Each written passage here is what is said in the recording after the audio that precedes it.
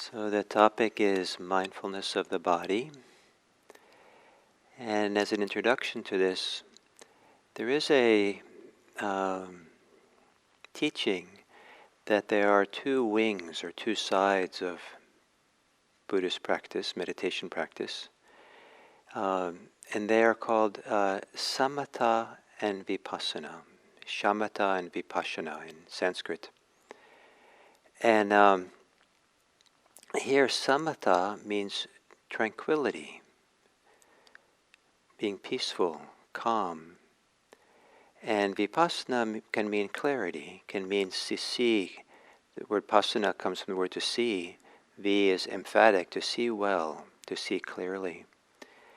And this combination of tranquility and clarity is the real kind of balanced or magic ingredient of what this practice involves. And so the idea of being mindful of your body, one of the purposes of that, to pay attention to your body, is to notice the tensions of the body, the holding patterns in the body, and to spend some time letting that relax. And as the body relaxes more, not to the point of going to sleep, but the direction we're going is to be relaxed with clarity, with a kind of relaxed alertness. And so that's the art of it, is how to have allow a calming, peaceful movement within, in the body, and to have clarity at the same time.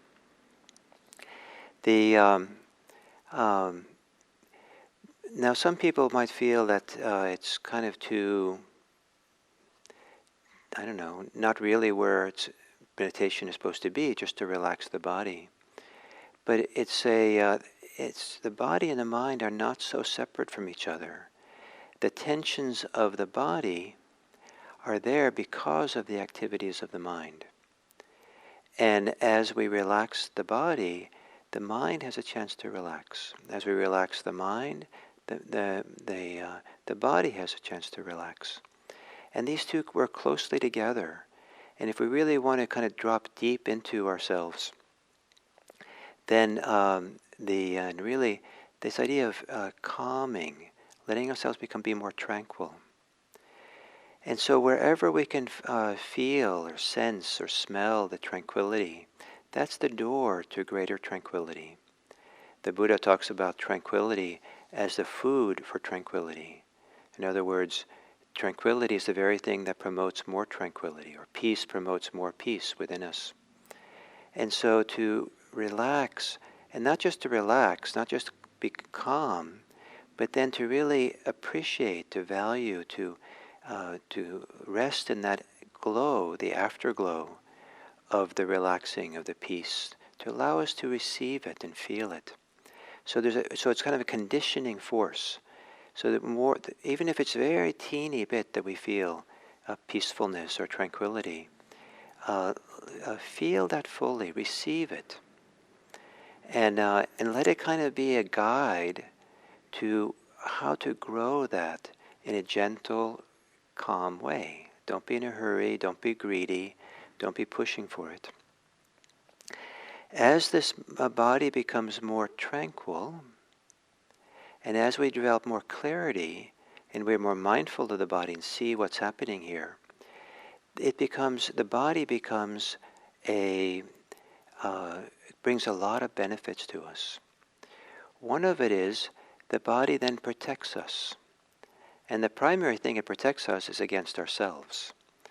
In the sense that when we're really sensitive and attuned to how we react and contract and pull back, how we build up tension in the body, if we're attuned to that and really pay attention to it, we get the early warning sign that there's the danger of going into some of these mind states and motivations that require us to be tense. We might get angry, we might get greedy, we might get spin out with fear in ways that's not really useful for us. And so to stay grounded in the body and get the signals of how we're reacting, then we maybe don't have to react that way. We can relax. Also, the more we become familiar with our body and are at peace in our body, there is a kind of stability in the body as well. And so we're less likely to be pushed over by our reactivity, our reactions, and our reactions to what people do. And we can stay grounded, and that's a protection. The body is also a way. The Buddha talks about how the body protects us from being unethical. I think that he doesn't say this, but I think that what the implications are, that when the body is not calm and at ease, and we're not clear and mindful of what's going on in the body, we won't notice how we get more tense. And being unethical involves tension. So something gets kind of contracted and tight in order to want to hurt someone.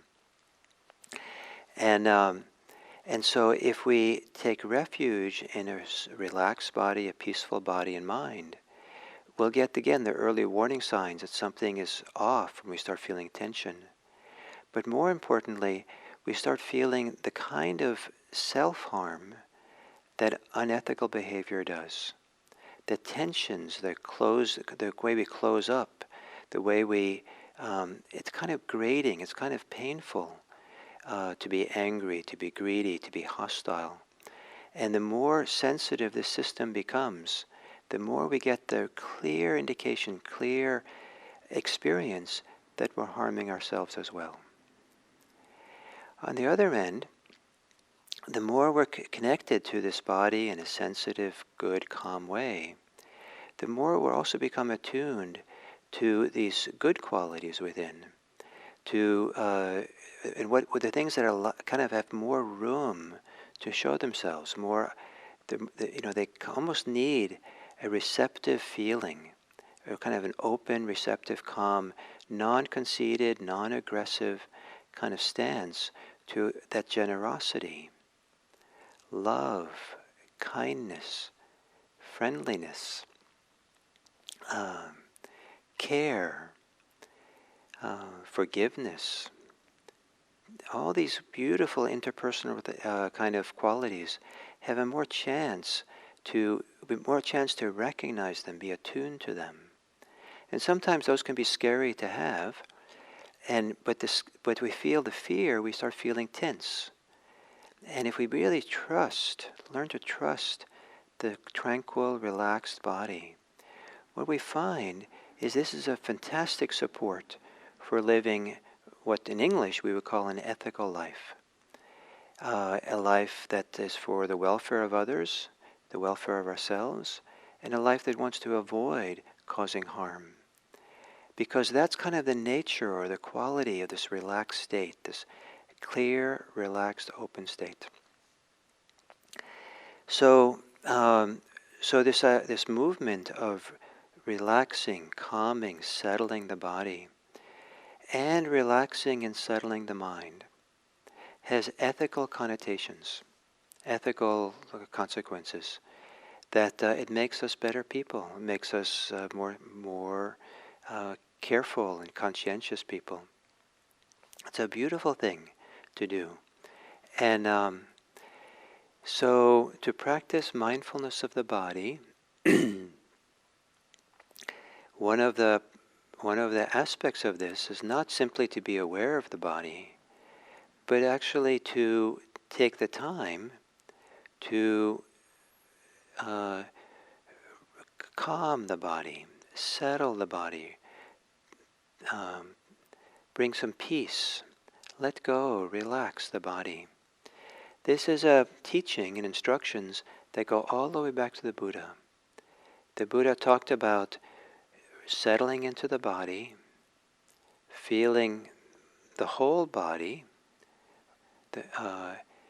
and then relaxing the bodily activities, relaxing the tensions, the active ways in which the body is tense and tight, and to calm the body. I like last week. I liked the expression, cool the body. Let the body, if it's overheated, let it become cooler, calmer, more peaceful, more settled, more at ease in this body. It's a beautiful thing. It's a excuse me. It's a profound thing to really center one's practice in this body. And perhaps there is no deepening, real deepening into the path of harmlessness, the path of liberation, without being well attuned and connected to a body that has learned, sometimes this slowly learns, how to relax deeply, how to be peaceful, how to be at ease. So may you enjoy your body, and if you want to do a little bit of reflection about something during the next 24 hours, you might reflect on what I said, that all the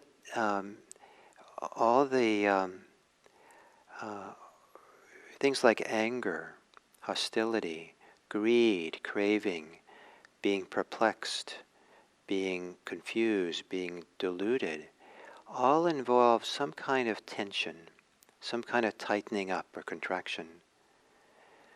And in and of themselves, motivations and emotions like love and generosity and kindness and friendliness don't involve tension. They come from a place, they arise from a place where there is no tension. So why don't you reflect and see on that topic, see if that's true for you and how it might be true and the implications for it. Maybe talk to some friends about this distinction, and what does it imply that there are certain things that arise with tension and some things arise without. And what does that teach you? What do you learn from that? That might be an interesting topic to reflect on. So be well and take good care of yourself, and may these reflections help the best of you to come forth for the world. Thank you.